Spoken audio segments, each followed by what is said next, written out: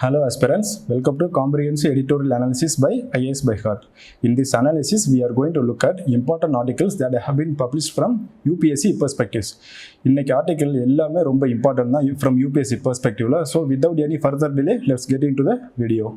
The first article to be discussed titled Free and Open. This topic comes under General Studies Paper 2 International Relations.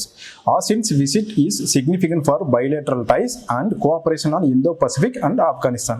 So இதிலே சொல்லிட்டாங்க நம்ம US Secretary of Defense அவங்களோட new Delhi விசிட்டுக்கு எதெல்லாம் அப்ஜெக்டிவாக இருக்குது, what are the important things going to happen Indo-Pacific, bilateral ties and Afghanistan. Okay, so first US Secretary of Defense எந்தெந்த கண்ட்ரிக்கு visit பண்ணியிருந்தாங்க அப்படின்னா Japan and south Korea. So India வந்து third country to visit. So India has special place in US foreign policy. And the importance தான் இந்த ஆர்டிகல்ல emphasise பண்ணியிருக்கிறாங்க. So what are the important areas they are going to discuss means bilateral ties, Indo-Pacific and Afghanistan. On bilateral front, what they are going to take away is boosting defense relationship in the foundational agreements LEMOA, COMCASA and BECA, and increase in cooperation in information sharing and logistics, artificial intelligence, space and more linkages with US commands. So these are the areas they are going to discuss in bilateral front. But at the same time, they are going to discuss Indo-Pacific strategy also. Okay, so on Indo-Pacific strategy, Mr. Singh affirmed that India's resolve to maintain a free, open, and inclusive Indo-Pacific region with US as part of Quad. So ரீசெண்டாக Quad summit நடந்துச்சு, அதுக்கப்புறம் Alaska meet நடந்துச்சு. Quad சமிட்ல பார்த்தீங்கன்னா India, Australia, South Korea, Japan and US இவங்க எல்லாரும் கலந்துக்கிட்டாங்க. இந்த Quad summit India, US, Japan and Australia கலந்துக்கிட்டாங்க. அலாஸ்கா மீட்டில் பார்த்தோன்னா யூஎஸும் சைனாவும் பார்ட்டிசிபேட் பண்ணாங்க. But there was no clear cut outcome from Alaska meet. So இந்த ரெண்டு சம்மிட்டுக்கு அப்புறம், இந்த ரெண்டு மீட்டுக்கு அப்புறம் first time US secretary of defence இந்தியாவுக்கு விசிட் பண்ணுறாரு. ஸோ அந்த பைலேட்டரல் ஃப்ரண்ட் இந்த ஏரியாஸ் எல்லாம் பார்த்துட்டோம். நெக்ஸ்ட் ஆப்கானிஸ்தானில் என்ன பண்ண போகிறாங்க அப்படின்னு பார்த்தோன்னா, May 1 வந்து யூஎஸ்க்கு ஒரு டெட்லைன் இருக்கு. They are going to withdraw all their troops from Afghanistan. So what will happen? ரீசெண்டாக பார்த்தோம்னா 2020 ஒரு இம்பார்ட்டன்ட் ஆப்கன் பீஸ் ப்ராசஸ் நடந்துச்சு. அதில் பார்த்தோன்னா China, Pakistan, Russia and US and then Afghanistan இவங்க தான் மேஜர் ஸ்டேக் ஹோல்டர்ஸ். பட் இந்தியாவோட நிறைய இன்ட்ரெஸ்ட் வந்து ஆப்கானில் இன்வால்வ் ஆயிருந்தாலும் it becomes international north transport corridor, Salma dam and then parliament building, India built parliament building in Afghanistan. இது எல்லாமே ஆப்கானிஸ்தான் இந்தியாவுக்கு ஒரு கிரேட்டர் ரோல் கொடுத்துருக்கு. But at the same time in the Afghan peace process India was not involved and India was silent. So அது வந்து இந்தியாவுக்கு ஒரு important ப்ராப்ளமா இருந்தாலும், even so it is important that India expresses its sense of situation in Afghanistan given its important role there. So இந்த important ரோலை வச்சு இந்தியாவுக்கு ஒரு இம்பார்ட்டன்ட் சிச்சுவேஷன் அங்கே ஆப்கானிஸ்தான் இருக்குங்கிறத எக்ஸ்பிரஸ் பண்ணணுங்கிறத சொல்லியிருக்கிறாங்க. அதுக்கடுத்து ரஷ்யா ஃபேக்டரை பற்றி பேசியிருக்கிறாங்க. என்னன்னு பார்த்தோன்னா, இந்தியா வந்து S-400 மிசைல் ட்ரையம்ப் சிஸ்டம் வந்து ரஷ்யாவிலேருந்து இம்போர்ட் பண்ண போகிறாங்க. பட் யூஎஸ் என்ன பண்ணியிருக்காங்கன்னா, ரஷ்யா கிட்ட இருந்து இந்த மாதிரி major weapons defence weapons import பண்ணுற கண்ட்ரி மேலே காக்ஸா அப்படிங்கிற சாங்ஷன், காக்ஸான ஒரு யூஎஸ் லா, அதை வந்து காக்ஸா சாங்ஷன்ஸ் இந்தியா மேலே, அதர் கண்ட்ரிஸ் மேலே போடுவோம் யாரெல்லாம் ரஷ்யா கூட டிஃபென்ஸ் ரிலேஷன் வச்சுருக்காங்களோ அப்படின்னு சொன்னாங்க. பட் இந்தியா வந்து இதை வாங்க போகுது. பட் அதில் என்ன சொல்லியிருக்காங்க அப்படின்னா, இந்தியா வாங்கினதுக்கப்புறம் தான் அதை பற்றி முடிவு எடுக்க முடியும், வெதர் இந்தியா கம்ஸ் அண்டர் காக்ஸா சாங்ஷன் அப்படின்னு சொல்லியிருக்கிறாங்க.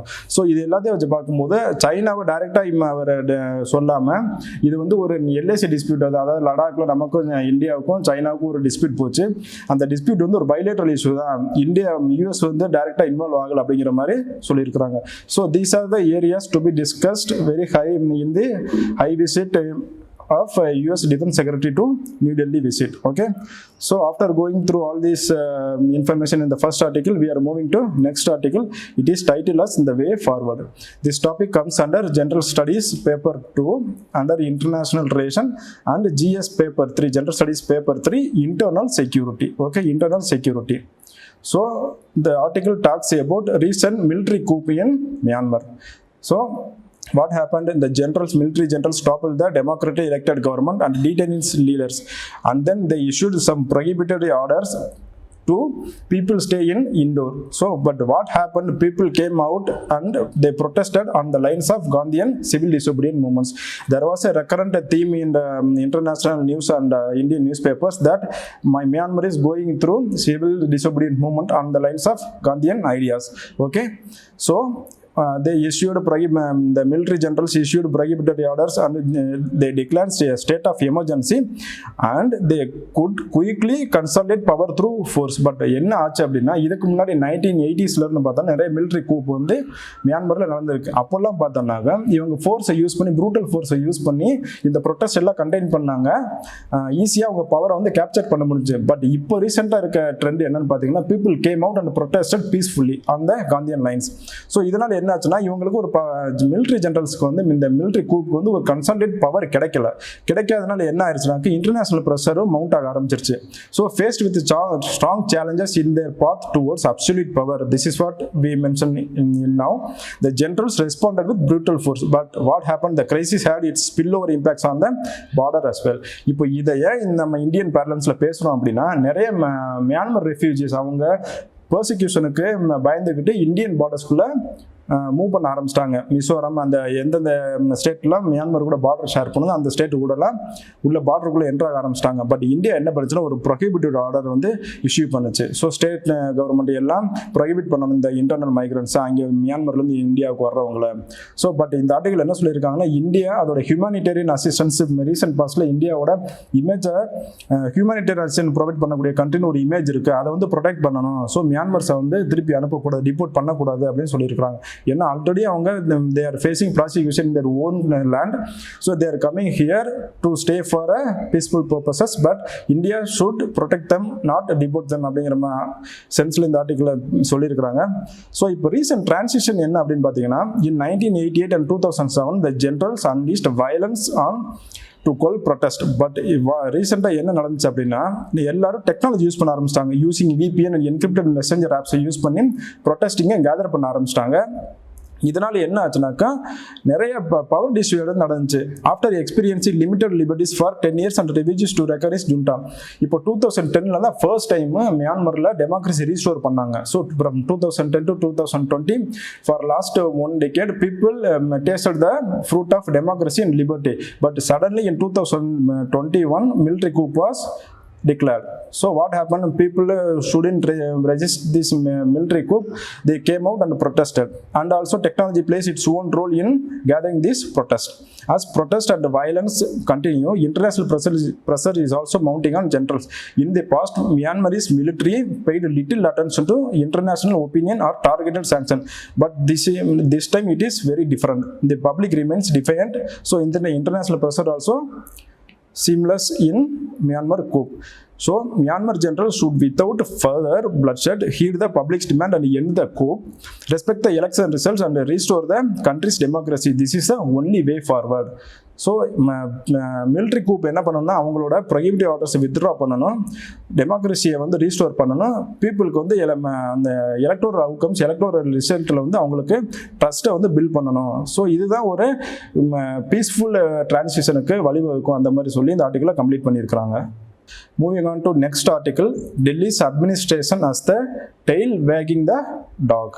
ஸோ இது இந்த ஆர்டிகல் எதை பற்றி பேசியிருக்கிறாங்க அப்படின்னா, recently government of NCT of Delhi amendment bill 2021 வந்து பார்லிமெண்ட்டில் டேபிள் பண்ணாங்க. பட் ஆத்தர் இதை எந்த சென்ஸில் எழுதியிருக்காங்க அப்படின்னா, this bill will reduce the elected government to a mere vestigial organ. அந்த மாதிரி ஒரு மியர் ஒரு பாடியாக தான் இருக்கும். ஸோ ஒரு ரெப்ரஸன்டேட்டிவ் டெமோக்ரஸி இருக்குது அப்படின்னு சொல்லி இந்த பில்லை வந்து கிரிட்டிசைஸ் பண்ணியிருக்காங்க. So this topic comes under general studies paper 2 polity and governance, அந்த டாபிக் கீழே வருது. ஸோ இதில் ஃபர்ஸ்ட் ஆத்தர் எப்படி ஸ்டார்ட் பண்ணியிருக்காங்க அப்படின்னா, பார்லிமெண்ட்ரி சிஸ்டம் ஆஃப் கவர்மெண்ட்னா என்ன, பார்லிமெண்ட்ரி டெமோக்ரஸினா என்ன, அது எப்படிலாம் இந்தியன் பேசிக் ஸ்ட்ரக்சரை ஃபார்ம் பண்ணுறது இந்தியன் கான்ஸ்டியூஷனில். அதுக்கப்புறம் அந்த ஃபர்ஸ்ட் ஆர்டிகிளை பற்றி பேசியிருக்கிறாங்க, India that is Bharat shall be the union of state அப்படிங்கிற பற்றி பேசியிருக்கிறாங்க. நம்ம எப்படி பிரிட்டனில் எப்படி இந்த பார்லிமெண்ட்ரி சிஸ்டம் எவால்வ் ஆச்சு, அதை எப்படி இந்தியன் கான்செப்டில் அடாப்ட் பண்ணால் எந்த மாதிரிலாம் நம்ம மூவ் பண்ணியிருக்கோம் அப்படிங்கிறத பற்றி பேசியிருக்கிறாங்க. நெக்ஸ்ட் பார்த்தா ஃபர்ஸ்ட் டெல்லி வந்து எந்த மாதிரியான ஒரு கவர்மெண்ட் ஃபார்ம் பண்ணுச்சு, what are the basis, on that basis government is formed இன் டெல்லி, அதை பற்றி பேசியிருக்கிறாங்க. நெக்ஸ்ட் டில் ரீசென்ட்லி டில் ப்ரெசென்ட் இந்த டெல்லி கவர்மெண்ட் கவர்மெண்ட்டோட டிரான்சிஷன் ஒவ்வொரு டைம் எந்த மாதிரியான சேஞ்சஸ் நடந்திருக்கு அதோட டிரான்சிஷனை பற்றி பேசியிருக்கிறாங்க. நெக்ஸ்ட் பார்த்தோம்னாக்க இந்த பில் எப்படிலாம் அதோட பவர் ஈக்குவேஷன்ஸ் வந்து சேஞ்ச் பண்ணும், யாருக்கெல்லாம் அப்பர் ஹேண்ட் கொடுக்கும், அந்த எலெக்டட் கவர்மெண்ட்டை எப்படி ஒரு மியர் எக்ஸிஸ்டிங் பாடியாக மட்டும் மாற்றுறாங்க வித்தவுட் பவர்லெஸ், அந்த மாதிரி இந்த ஆர்டிக்கில் ஆத்தர்ஸ் எக்ஸ்பிரஸ் பண்ணியிருக்கிறாங்க. ஸோ ஃபர்ஸ்ட் ஆத்தர் என்ன பண்ணியிருக்காங்கன்னா போஸ்ட் இண்டிபெண்டன்ஸ் டைம்ல இருந்து ஆரம்பிச்சிருக்கிறாங்க. ஸோ ஃபர்ஸ்ட் பார்த்தோம்னா India independence வாங்கினப்போ there are 4 categories of state, part A, B, C and D, but Delhi was placed under C category. And then in the first election happened in 1952, the Delhi in 1952 Legislative Assembly was created with an elected chief minister. But what happened after, there was a power tussle between Union Home Ministry and the elected chief minister. So the government was toppled. And then in 1956, there was a important act was passed in the parliament, that is State Reorganization Act 1956. According to that act, only 2 categories of government is recognized. 2 categories of government and states are recognized. One is union territory and the next one is states in Indian Union. So Delhi became the union territory under the State Reorganization Act 1956. And then in 1966 a special act was passed with regard to Delhi. It provided that for limited representative government in Delhi. So over the years from 1951 to 1966 Delhi government has been as a elected government. And then in 1987 there was an important committee was formed by the union government to track the power sharing agreement between union government and the union territory of Delhi. So what the committee recommended that Delhi should be given the union territory status with elected legislative assembly and council of ministers. Okay, so on that line Delhi government was formed with elected representative from across Delhi population. And then important one is the Constitution 69th Amendment Act and Government of National Capital Territory of Delhi Act 1991. It was also passed. It was a very important milestone acts passed in with regard to administration of Delhi. How means they roughly restored the kind of governance system that was offered to Delhi till 1952. So 1952ல இருந்த அதே same government வந்து refer பண்ணியிருந்தாங்க. But இது எப்படி change பண்ணுச்சு அப்படின்னா union territory with legislative assembly, council of ministers and then elected chief minister. This limited insularison has continued to hold the field to date despite several efforts to progress to full or near statehood. So இப்போ என்ன சொல்ல வராங்கன்னா full statehood கொடுத்தா எந்த மாதிரியான problem டெல்லிக்கு rice ஆகும் அப்படின்னா, டெல்லிங்கிறது ஒரு இந்தியாவோட கேபிட்டல். ஸோ இன்டர்நேஷனல் லெவலில் இந்தியாஸ் கேபிட்டல்னு பார்த்தோம்னா டெல்லி தான். ஸோ பர்டிகுலராக ஒரு டெல்லியை வந்து ஒரு ஸ்டேட்டுக்கு கொடுத்துட முடியாது. ஏன் அப்படின்னா ஸ்டேட் கவர்மெண்டோட ஓவர் ரன்னிங் நிறையா இருக்கும், அவங்க நிறையா டசல் கிரியேட் பண்ணுவாங்க. அதனால டெல்லிக்கு ஃபுல் ஸ்டேட்ஹுட் கொடுக்கல. பட் யூனியன் கவர்மெண்டோட கண்ட்ரோல்லையும் கொண்டு போக முடியாது. ஏன்னா டெல்லிங்கிறது throughout the India, not only with union government, அந்த மாதிரி சென்ஸ்லையும் பேசியிருக்கிறாங்க. நெக்ஸ்ட் பிட்வீன் 1991 டூ டேட் வரைக்கும் எப்படி அதோட பவர் எவல்யூஷன் நடந்திருக்கு. So Delhi assembly has been won by a party other than ruling party. This is a important reason for the power tussle between the administration of Delhi and union government. So union government பார்த்தா இப்போ 1990 இப்போ வரைக்கும் இப்போ டெல்லியில் பார்த்தோம்னா எந்தெந்த பார்ட்டிலாம் ரூலுக்கு வந்திருக்கோ elected கவர்மெண்ட்டை ஃபார்ம் பண்ணியிருக்கோ அவங்க எல்லாமே யூனியன் கவர்மெண்ட்டுக்கு அப்போசிஷன் பார்ட்டியாக இருந்திருக்காங்க. ஸோ இதனால் நிறைய பவர் டஸ்ல் நடந்துச்சு. Even in 2018 supreme court gave one important ruling. அந்த ரூலிங்கில் என்ன சொல்லியிருந்தாங்க அப்படின்னா, the lieutenant governor is appointed by president from the union government. So he is appointed but not directly elected, but the legislative assembly of Delhi is directly elected. So part 2018 rule was that the lieutenant governor is abide by the aid and advice of the council of ministers, that is elected members of the legislative assembly of Delhi. So in case of any difference of opinion, he can pass the information to them, pass this tussle to the president, not having with any discretionary power like governor. அதை பற்றி அந்த ஜட்ஜ்மெண்ட்டில் பேசியிருந்தாங்க. So இது என்ன ஆச்சுன்னா ஒரு equilibrium federal structure create பண்ணுச்சு இந்த 2018 ஜட்ஜ்மெண்ட். பட் இந்த பில்லு வந்து அதை எப்படி பிரேக் பண்ணுங்கிற ஆதர் கீழே எக்ஸ்பிரஸ் பண்ணியிருக்காங்க. அந்த ஹைலைட்டட் ஏரியாவை பார்த்துக்கிறோங்க. எல்லாமே ரொம்ப ஈஸியாக அதை கிரியேட் பண்ணுறதுக்கு. நெக்ஸ்ட் இம்பார்ட்டன்ட் ஒன்று இதுன்னு பார்த்தீங்கன்னா தான் இந்த பில்லு. ஸோ இது எப்படிலாம் பவர் டஸ்ல் கொண்டு வர போதுங்கிறதா சொல்லியிருக்கிறாங்க. The bill effectively reduces the elected government to a mere vassal organ and elevates a centrally appointed LG to the position to a viceroy with plenipotentiary powers. So already சொன்ன மாதிரி தான் lieutenant governor appointment of union government தான் இந்த bill வந்து அவருக்கு தான் over power கொடுக்குது. So இதை வந்து ஒரு மியர் டெட் பாடியாக தான் மாற்ற போகுது. பட் என்னன்னு பார்த்தோம்னா டெல்லி வந்து one of the largest populated region in the world. But இந்த எலெக்டட் பாடியை வந்து அவங்க மியர் எக்ஸிஸ்டிங் பாடியாக மாற்றிட்டு லெப்டினன்ட் கவர்னருக்கு வந்து அதிக பவர் கொடுத்துட்டாங்கன்னா all these people will become unrepresented in the governance. So அதை தான் இந்த ஆர்டிக்கிளில் ரொம்ப இம்பார்ட்டன்ட் எம்பசைஸ் பண்ணியிருக்காங்க. ஸோ ஹைலைட் ஏரியா பார்த்துருங்க. ஃபைனலாக ஆதர் எப்படி பண்ணியிருக்காங்கன்னா there can be no request to the ballot box to hold to account and unelected centrally appointed government functionaries. இதுதான். So there will be no responsibility accountable in the governance system if the elected the appointed lieutenant governor is given the upper hand over this elected legislative assembly of Delhi அப்படின்னு சொல்லி author இந்த ஆர்டிகிளை conclude பண்ணியிருக்காங்க. So moving on to next article, the next article title getting it right on the LAC disengagement. இந்த topic எந்த subject கீழே வருதுன்னா general studies paper 2 international relation கீழே வருது. ரீசெண்டாக there was a tussle between India and China in Ladakh region. After that talks were going on and then disengagement plan was formulated between India and China. So based on that line the article has been published here, but there was allegation in Indian parlance. What are they? Buffer zone on Indian territory. So India and China is disengaging from these contested areas. So it will create a buffer zone on Indian territory, not on Chinese territory or somewhere else, only in Indian territory. And then surrender of Indian territory to China. These are the two important allegations given by opposition parties and other members. And then another important allegation was that another charge has been leveled on a inadequate budgetary allocation for budget in the face of a two-front war. ஆக்சுவலாக இந்த author என்ன சொல்ல வராங்கன்னா இந்த எந்த மாதிரியான அலிகேஷன்ஸ்லாம் வந்திருக்கு, but அது எல்லாமே எப்படி பேஸ்லெஸ்ஸாக இருந்திருக்கு அப்படிங்கிறத with proof with example with ஃபேக்டோட அவங்க இதில் ப்ரூவ் பண்ணியிருக்காங்க. ஃபர்ஸ்ட் பார்த்தோம்னா இதில் inadequate budgetary allocation in defense சொல்லியிருக்காங்க. பட் இது வந்து ஒரு பேஸ்லெஸ் அலிகேஷன். ஏன்னா இந்த budget 2021-22 there was a 18.75% jump over defense budget. So இது வந்து லாஸ்ட் 15 இயர்ஸில் highest allegation for the defence budget அப்படின்னு சொல்லியிருக்காங்க. நெக்ஸ்ட் பார்த்தீங்கன்னா இது எப்படிலாம் இம்ப்ரூவ் பண்ணுது அப்படின்னு பார்த்தீங்கன்னாக்கா அவங்க improved procedure and oversight have ensured better utilisation அப்படின்னு சொல்லியிருக்காங்க. ஸோ இந்த எக்கனாமிக் சர்வே 2020-21 எப்படி ஹைலைட் பண்ணியிருந்தாங்க அப்படின்னா for the first time the fund allocated for the defense has been 100% utilized in the Indian history. So there was a returning back of this fund அப்படிங்கிற மாதிரி ஒரு important இதை highlight பண்ணியிருந்தாங்க economic சர்வேல. அதுதான் இந்த ஆத்தர் இதில் எக்ஸ்பிரஸ் பண்ணியிருக்காங்க. Next பார்த்தோம்னா how importance the construction of Darbuk Shyok Daulat Beg Oldi road அதை பற்றியும் பேசியிருக்கிறாங்க. In that has facilitated the seamless access and abuse Karakoram pass and Siachen glacier. So இந்த இதில் இந்த ரோடு கன்ஸ்ட்ரக்ட் பண்ணதுனால தான் நம்மளோட பார்டரை எஃபிஷியண்டாக குவாட் பண்ண முடிஞ்சு. சைனீஸ் அக்ரஷனை சைனீஸ் இன்ட்ரூஷனை வந்து நம்ம ஈஸியாக ஐடென்டிஃபை பண்ணி அவங்கள கோ பேக் பண்ண முடிஞ்சு அப்படிங்கிற மாதிரி சொல்லியிருக்காங்க. ஆனால் கிரேட்டர் எக்ஸாம்பிள் எதை சொல்கிறாங்கன்னா அட்டால ரோத்தாங் டனல் அதை சொல்கிறாங்க. இதனால் என்ன ஆச்சுன்னா கனெக்டிவிட்டி ரொம்ப அதிகமாகிருச்சு. Better movement of troops and exploitation of troops in this border areas அதே சொல்லியிருக்காங்க. நெக்ஸ்ட் ஒரு இம்பார்ட்டன்ட் டிஃபென்ஸ் ரிஃபார்ம்ஸ் வந்து நரேஷ் சந்திரா கமிட்டி இன்ஃபார்ம் பண்ணாங்க. அது என்னன்னு பார்த்தோன்னா creation of Department of Military Affairs and appointment of Chief of Defense Staff and then soon to be reality Theater Command are but a few examples அப்படின்னு சொல்லியிருக்காங்க. So Naresh Chandra committee நிறைய important ரெக்கமெண்டேஷன்ஸை defence reforms கொண்டு வரணும்னு சொல்லி கொடுத்துருந்தாங்க. What are they?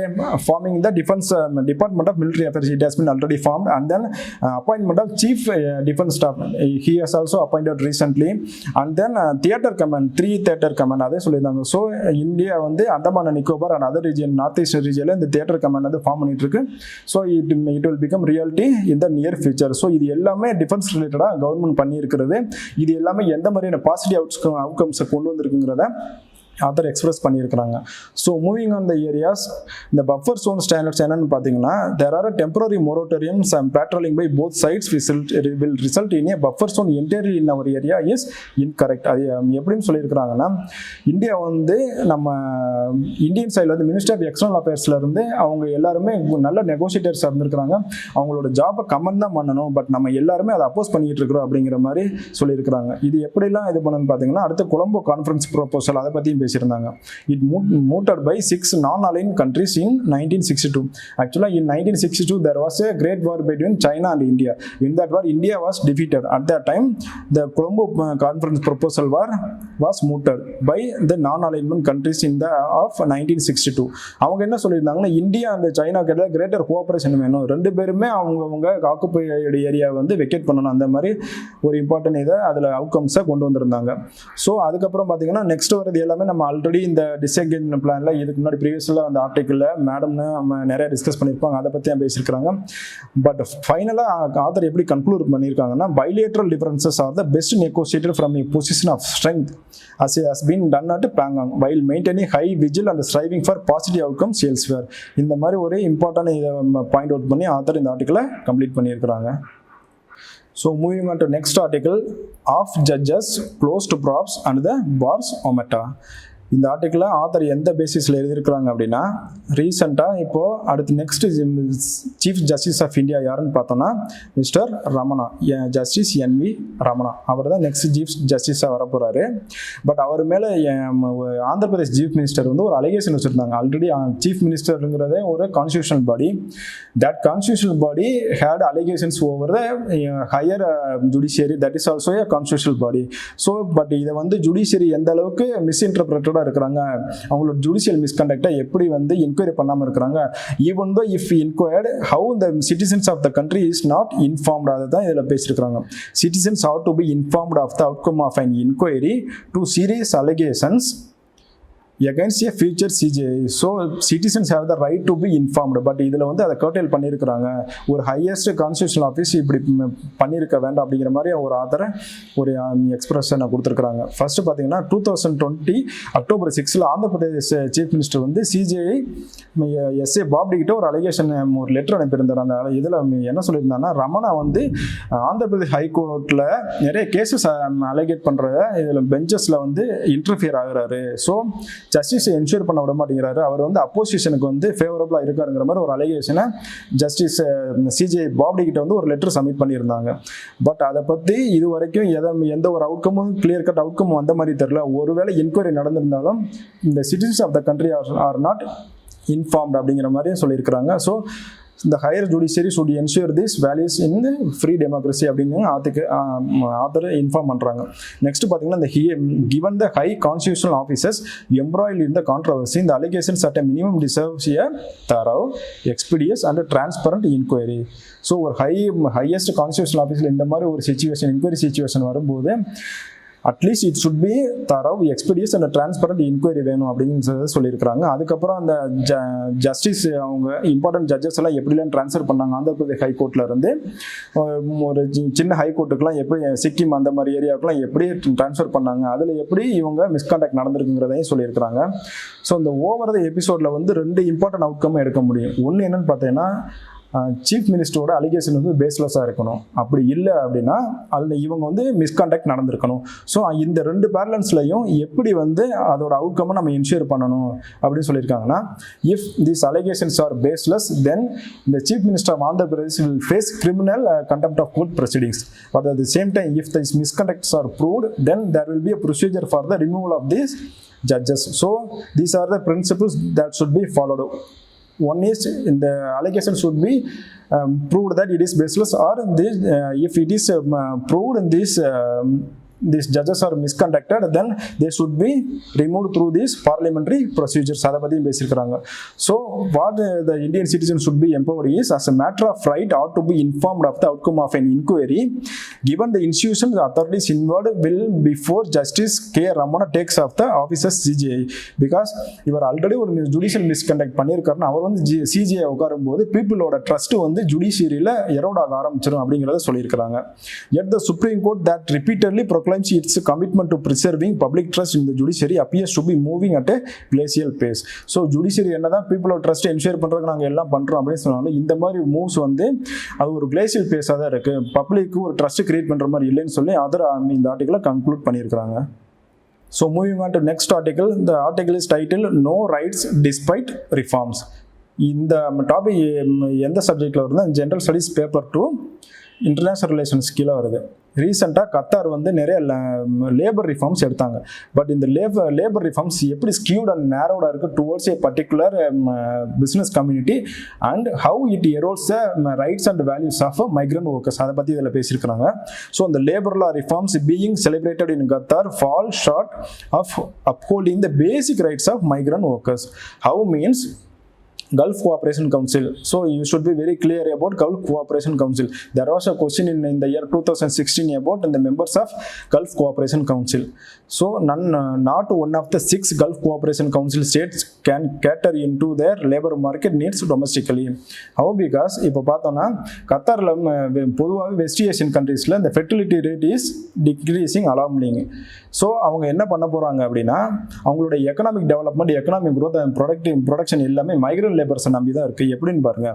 So 15% அவங்க இருக்கிற பாப்புலேஷன் 2.6 மில்லியன் பாப்புலேஷன், அதில் 15% வந்து nationals. So Qatar nationals only accounts for 15% and 7% of labour market. So from 2.6 million they are only 15, the nationals are only 15%, and in labor market they are only account for 7%, but 60% of the population lives in labor camps. So the Qatarization plan only affects the most well-paid jobs in the private and public sector. Mostly பார்த்தோம்னா இப்போ கத்தாரில் invest பண்ணியிருக்க எல்லாமே mostly அந்த west and north countries தான். இதை தான் north south டிவைடன் already நம்ம பேசியிருக்கோம். ஸோ மோஸ்ட்லி இது இவங்க கொண்டு வந்திருக்க லேபர் ரிஃபார்ம்ஸ் எல்லாமே எப்படி இருக்குன்னா அவங்களோட பிஸ்னஸ் ஆப்பர்ச்சுனிட்டி என்ஹான்ஸ் பண்ணி அவங்களோட பிஸ்னஸ் குரோத்துக்கு மட்டும்தான் கொண்டு வருது. பட் இது லேபர்ஸ் வந்து எக்ஸ்ப்ளாய்ட் பண்ணுற மாதிரி தான் இருக்குது அப்படிங்கிற மாதிரி ஆத்தர் இதில் வியூ பாயிண்ட்ஸ் எக்ஸ்பிரஸ் பண்ணியிருக்காங்க. நெக்ஸ்ட் என்னென்னு பார்த்தீங்கன்னா இது ஏன் இதை சொல்ல வராங்க அப்படின்னா பை 2022 FIFA வேர்ல்ட் கப் வந்து கத்தாரில் நடக்க போகிறதா இருந்துச்சு. பட் இதுக்கு நிறைய அப்போசிஷன் வந்துச்சு. ஒய்? பிகாஸ் இந்த country treats its migrant workers poorly resulting in destitution and unexplained death. So இந்த மாதிரி நிறைய ஹியூமன் ரைட்ஸ் வயலேஷன் நடக்கிற ஒரு இடத்துல இந்த மாதிரி ஒரு பெரிய வேர்ல்டு லெவலில் ஒரு ப்ரோக்ராமை கண்டக்ட் பண்ணக்கூடாது, நிறைய அப்போசிஷன் வந்துச்சு. அதுக்கப்புறம் எதை பற்றிலாம் பேசியிருக்காங்க அப்படின்னா கஃபலா சிஸ்டம் பற்றி ஆத்தர் பேசியிருக்காங்க. இட்ஸ் a ஸ்பான்சர்ஷிப் சிஸ்டம் அப்படின்னு. என்னன்னா நிறைய நார்த் கண்ட்ரிஸுக்கு போய் இன்வெஸ்ட் பண்ணுறாங்க, திருப்பி அவங்கள ப்ராஃபிட் எடுத்துகிட்டு போகிறாங்க. At the cost of labour exploitation. Mostly they are from India migrant workers. அதை பற்றி தான் பேசியிருக்கிறாங்க. நெக்ஸ்ட் என்ன பார்த்தீங்கன்னா இதில் எந்த மாதிரியான இன்டர்நேஷ்னல் ஆர்கனைசேஷன்லாம் அவங்க உள்ளே கொண்டு வராங்க, எப்படி நிறைய டெவலப்டு கண்ட்ரிஸ்க்கு வந்து அதிகமான இன்சென்டிவ்ஸ் கொடுக்குறாங்க through there economic opportunities, but how they exploit the migrant workers, அதை பற்றி நிறைய பேசியிருக்கிறாங்க. The Qatar has engaged actively with the International Labour Organization, but not allowing the migrant workers their own rights, and then allowed access to international NGOs and trade unions without allowing civil society activism and unionization. So migrant workersக்குலாம் benefit தர மாதிரி எந்த மாதிரியான ஆக்டிவிஸ்டம் எந்த மாதிரியான social groups இருக்கோ அவங்கெல்லாம் allow பண்ணாமல் business community and international organisation மட்டும் அலோவ் பண்ணியிருக்கிறாங்க. இது வந்து ஒரு ஸ்கியூட் அப்ரோச், இப்படி இருக்கக்கூடாது. அப்படி பார்த்தோன்னா இந்த மைக்ரண்ட்ஸ் ஒர்க்கர்ஸை வச்சு தான் அவங்களோட டோட்டல் எக்கனாமிக் டெவலப்மெண்ட் க்ரோத்தே இருக்குது. ஸோ இவங்களெல்லாம் நம்ம அவங்களோட பாலிசியில் இதில் அவங்களோட ரைட்ஸில் இன்ஸ்ட் பண்ண மாட்டோம். கத்தாரோட எக்கனாமிக் ஆக்டிவிட்டி ஸ்டாண்ட் ஸ்டில் ஆயிரும். ஏன்னா 60% ஆஃப் ஒர்க் ஃபோர்ஸ் வந்து மைக்ரண்ட் ஒர்க்கர்ஸ் தான் அப்படின்னு சொல்லியிருக்காங்க. இந்த Qatar remains one of the few places where there is an opportunity for profitable economic participation for the big businesses headquartered in the north, and that economy cannot be jeopardized. That is why they are jeopardizing the rights of the migrant workers here. So please look at the highlighted area. It has been explained clearly. And then moving on to other areas. In order to maintain the status quo, all the other complexities of the kafala system, that is sponsorship system, have been ignored in the reforms. So it becomes clear that it is most exploitative labor reforms. There is no attempt to curb the unchecked powers of kafil, who can have the workers they sponsors arrested, detained and deported. So இவங்களுக்கு எந்த மாதிரியான ஒரு coupling சிஸ்டமும் கொடுக்கல. அவங்கள வந்து most exploitative தான் மாற்றிருக்கிறாங்க. Charges absconding are used to keep workers in abusive employment or risk being criminals. Even பார்த்தீங்கன்னா வெஸ்ட் ஏஷியன் கண்ட்ரியில் பார்த்தோன்னா இந்தியாவில் இருந்து மூவ் ஆகிற உமன் ஒர்க் ஃபோர்ஸ் வந்து ஜாஸ்தி. பட் அவங்க எல்லாத்துலேயுமே ஒரு சப்சிடைஸ்டு இதில் தான் வச்சுருக்கிறாங்க. ஒரு பேட்ரியார்க்கல் நாம்ஸ் மாதிரி தான் ஒரு சுச்சுவேஷன் இருக்குது, அதையும் ஓவர் கம் பண்ணணும். ஸோ மைக்ரண்ட் ஒர்க்கர்ஸ் இந்தியாவுக்கும் important, for further development of கத்தாருக்கும் important. So there should be a clear-cut mechanism for ensuring these rights of these migrant workers அப்படின்னு ஆத்தர் இந்த ஆர்டிக்கிளை கன்க்ளூட் பண்ணியிருக்கிறாங்க. Moving on to next article. The article is titled An Unconscientiable Act. This topic comes under the GS2 International Relation and GS3 Internal Security. இதில் எதை பற்றி பேசியிருக்கிறாங்க, நம்ம first ஆர்டிக்கிளில் பார்த்தோம்ல அந்த இந்தியா மியான்மர் ப்ராப்ளம், அதை பற்றி தான் பேசியிருக்கிறாங்க. ஸோ அங்கே வந்து ஒரு மியான்மரில் வந்து ஒரு ப்ரூட்டாலிட்டி நடந்துகிட்டு இருக்கு, people fleeing from their country to nearby neighbourhood countries. So India is showing its back to this destitute refugees, அதை தான் இதில் சொல்லியிருக்கிறாங்க. But what are the important roles involved with India in handling this refugees, அதை பற்றியும் பேசியிருக்கிறாங்க. India வந்து எந்த மாதிரியான ஒரு டபுள் ஸ்டாண்டர்ட் எடுத்திருக்கு அப்படிங்கிறத பற்றி கிளியராக இதில் எக்ஸ்பிளைன் பண்ணியிருக்காங்க. எப்படின்னு பார்த்தீங்கன்னா, யூஎன் செக்யூரிட்டி கவுன்சிலாக இருக்கட்டும், united nations human rights council ஜெனீவாவில் இருக்கிறதா இருக்கட்டும், இந்தியா வந்து என்ன சொல்லியிருக்குன்னா, it has made it relatively strong laudable statement as part of UN security council and UN human rights council. அந்த இன்டர்நேஷனல் ஃபோரமில் போய் பேசும்போது இந்த ரெஃப்யூஜிஸ் எல்லாம் ப்ரொடெக்ட் பண்ணணும் அப்படிங்கிற லாடபிள் ஸ்டேட்மெண்ட்ஸ் நிறையா கொடுக்குறாங்க. பட் இவங்க ரியாலிட்டியில் என்ன நடந்துக்கிறாங்க அப்படின்னா, detaining and preparing to deport Rohingya refugees going to Myanmar. So அங்கே நிறைய யூஎன் ஃபோரத்தில் இன்டர்நேஷனல் ஃபோரத்துலையும் ரெஃப்யூஜிஸை வந்து ப்ரொடெக்ட் பண்ண சப்போர்ட் பண்ணி பேசிட்டு, but coming to our own land அவங்க வந்து மியான்மரிஸை ஃபுல்லாக டிபோர்ட் பண்ணணும் அப்படிங்கிற மாதிரி ஒரு ஸ்டாண்டர்ட் எடுத்திருக்காங்க. இது வந்து ஒரு டபுள் ஸ்டாண்டர்ட், இந்தியாவோட இமேஜுக்கு இது வந்து ஒரு எரோடிங் பாயிண்டாக இருக்குங்கிற மாதிரி சொல்லியிருக்கிறாங்க. ஒய் பிகாஸ் இந்தியா வந்து ஏன் அவங்கள திருப்பி அனுப்புன்னு நினைக்கிறாங்கன்னா, அவங்கள வந்து இன்ஃபில்ட்ரேட்டர்னு அவங்க பிராண்ட் பண்றாங்க, but not as refugees. Why because if they become refugees it becomes the responsibility of India to protect them. If they are infiltrators then they can be easily deported. அதனால தான் இன்னொரு விஷயம் பார்த்தா, India has not sign the UN refugee convention. அதனால தான் India refugee convention sign பண்ணியிருந்தா it will become obligatory. But இப்போ sign பண்ணாதனால there is no binding obligatory. அதனால தான் இந்தியா வந்து ஒரு டபுள் ஸ்டாண்டர்ட் இருக்குது. This is an erroneous position in international law. International law India violate பண்ணுது. These individuals would fall within this legal definition of refugee அப்படிங்கறத பத்தி பேசிருக்காங்க. So இது எல்லாமே பார்த்தீங்கன்னா ரெஃப்யூஜிஸ்னா என்ன, இன்டர்நேஷனல் ஃபோரத்தில் ரெஃப்யூஜிஸ் எப்படி ஹேண்டில் பண்ணுறாங்கிற பற்றியும் பேசியிருக்கிறாங்க. Next moving on to what are the international mechanism available to protect these refugees from fleeing from their countries. Independent investigative mechanism for Myanmar. It is a UN established body especially in dealing with refugee crisis in the Myanmar. And then India must shelter these individuals and allow IAM access should they indicate willingness to cooperate in these international investigations. So India should not turn its back, it should cooperate with international forums அப்படின்னு சொல்லியிருக்கிறாங்க. Next விஷயம் என்னன்னு பார்த்தீங்கன்னா, office of UN high commissioner refugee India வந்து already மியான்மரிஸ் உள்ளே வந்துட்டாங்க. அவங்கள போய் மீட் பண்ணுறதுக்கு இந்த ஆஃபீஸோட ஹெட்டை வந்து அவங்க இந்தியன் கவர்மெண்ட் அலோவ் பண்ண மாட்டேங்குது. So it will have repercussions in India's responsible power in Asian region அப்படிங்கிறத அஃபெக்ட் பண்ணும் அப்படிங்கிறதையும் இதில் சொல்லியிருக்கிறாங்க. நெக்ஸ்ட் ஆல்ரெடி இன்டர்நேஷனல் கிரிமினல் கோர்ட்டில் there are cases going on Myanmar on with regard to violations of genocide convention by Myanmar. So அதில் India cooperate பண்ணணும். மியான்மரை வந்து அவங்க அங்கேருந்து வர ரெஃப்யூஜிஸும் ப்ரொடெக்ட் பண்ணணும். But at the same time மியான்மரை எப்படி கர்டைல் பண்ணுறது, கண்டெயின் பண்ணணுங்கிறத இன்டர்நேஷனல் ஃபோரத்தில் இந்தியா ரொம்ப ஆக்டிவாக இன்வால்வ் ஆகணும் அப்படிங்கிறத சொல்லியிருக்கிறாங்க. So there will be simultaneously the prosecutor of International Criminal Court is investigating international crimes against Rohingya. So to turn its back on the people of Myanmar would be unconscionable now and India would be in breach of international law in doing so. So India வந்து UN refugee கன்வென்ஷனை sign பண்ணலை, அந்த ஒரு ரீசனுக்காக அதோட back அவங்களையும் depot பண்ணக்கூடாது.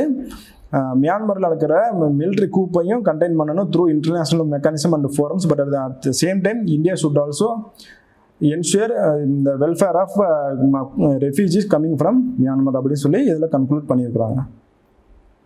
So these are the articles for the discussion today.